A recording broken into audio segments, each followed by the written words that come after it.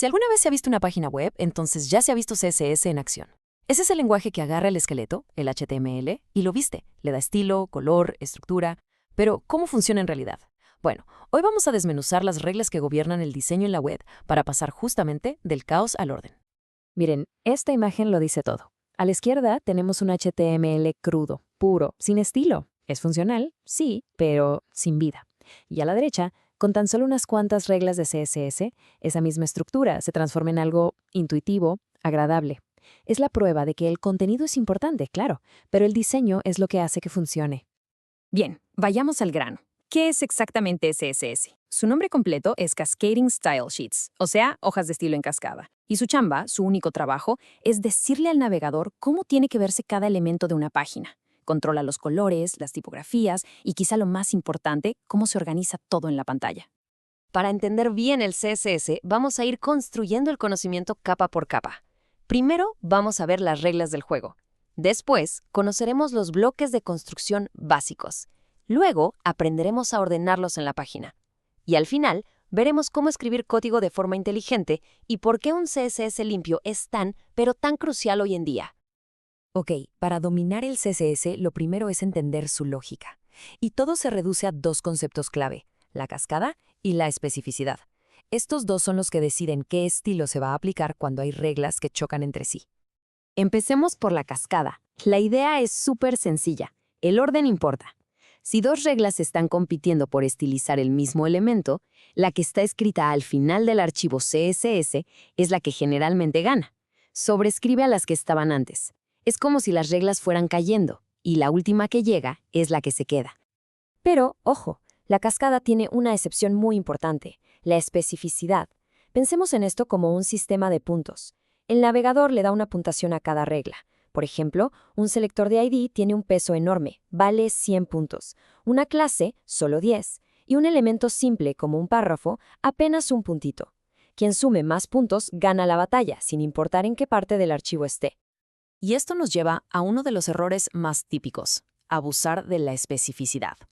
Cuando se usan selectores demasiado fuertes, como los IDs, se crean lo que se conoce como guerras de especificidad. Los estilos se vuelven súper difíciles de sobreescribir y el código se vuelve frágil. Una verdadera pesadilla para darle mantenimiento, sobre todo cuando hay varias personas trabajando en el mismo proyecto. Y cuando la especificidad ya no da para más, algunas personas recurren a esto, el important. Es literal el botón de pánico. Gana casi siempre, sí, pero rompe por completo la lógica natural de la cascada. Es una señal de que algo en la estructura del CSS está mal. Es una solución rápida que solo trae problemas a largo plazo, así que mejor evitarla. Por suerte, el CSS moderno ya nos dio una herramienta genial para evitar estas batallas, las capas de cascada o Cascade Layers. Imaginen que podemos meter los estilos en cajas separadas, por capas. Una para los estilos base, otra para los componentes, otra para utilidades. Con @layer le decimos al navegador cuál es el orden de importancia de estas cajas. Así, los estilos de una capa de baja prioridad jamás podrán sobreescribir a una de alta prioridad. Es poner orden y control en lugar de caos. Muy bien, pasemos a nuestro siguiente concepto fundamental. En la web, todo, absolutamente todo lo que vemos es una caja para el CSS. Entender cómo funciona el modelo de caja es la base para poder construir cualquier diseño. Cada una de estas cajas tiene 4 capas, si las vemos de adentro hacia afuera. Primero está el contenido, o sea, el texto, la imagen, lo que sea. Luego tenemos un espacio interno, como un colchoncito, que es el relleno o padding. Después viene el borde, que enmarca todo. Y finalmente, un espacio exterior, el margen, que lo separa de las otras cajas. Y aquí viene el detalle clave, el que suele confundir al principio. Cuando definimos un ancho, width, o un alto, height, esas medidas solo se aplican al área del contenido. El tamaño total de la caja en la pantalla es en realidad la suma del contenido más el relleno más el borde. No tener esto en cuenta es una fuente de muchos dolores de cabeza. Ok, ya tenemos nuestras cajas. ¿Y ahora qué? ¿Cómo las acomodamos en la página? Pues el CSS ha evolucionado muchísimo en este aspecto. Vamos a comparar las técnicas de antes con las soluciones que tenemos hoy. Antes era toda una aventura. Se usaban propiedades como float y position, que en realidad eran como parches, unos hacks para lograr algo para lo que no estaban diseñados.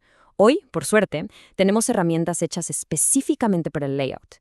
Flexbox, que es genial para una dimensión, y Grid, que es una maravilla para 2 dimensiones.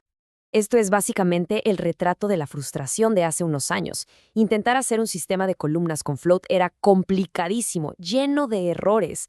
Terminabas con elementos que se salían de su lugar, una lucha constante, de verdad.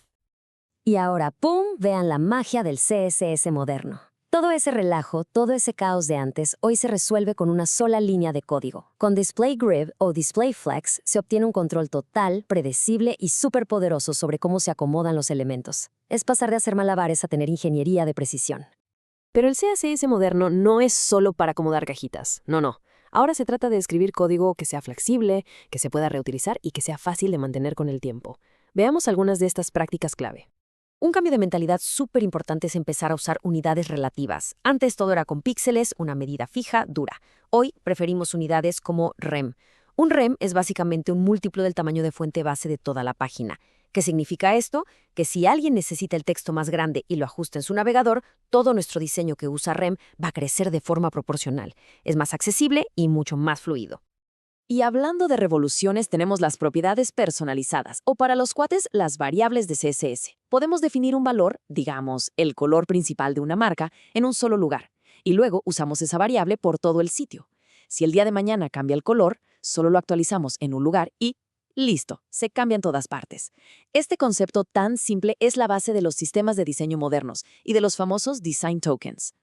Hoy en día, con frameworks como React o .NET, los estilos globales pueden ser peligrosos. Una regla que parece inofensiva para un botón puede terminar afectando, sin querer, a todos los botones del sitio. La solución moderna es aislar los estilos por componente, con técnicas como CSS Modules, para que las reglas solo le peguen al elemento para el que fueron creadas. Así, todo es mucho más seguro. Hemos visto muchas técnicas, ¿verdad? Pero al final del día, ¿por qué es tan importante escribir un CSS que sea limpio y moderno? El impacto va mucho más allá de que algo se vea bonito. Entonces, ¿por qué nos importa todo esto? Un CSS limpio significa sitios web más rápidos, porque el navegador tiene menos trabajo que hacer. Significa que los equipos pueden colaborar sin estorbarse, lo que facilita muchísimo el mantenimiento. Y lo más importante, crea mejores experiencias para quienes usan el sitio.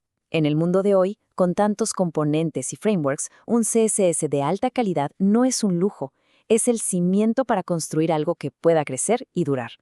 Y todo esto nos deja con una pregunta final. Con la llegada de herramientas de inteligencia artificial, frameworks que ya casi manejan los estilos por nosotros y nuevas funciones de CSS que salen cada año, el panorama está cambiando súper rápido. ¿Seguiremos escribiendo CSS a mano o las herramientas se van a encargar de todo?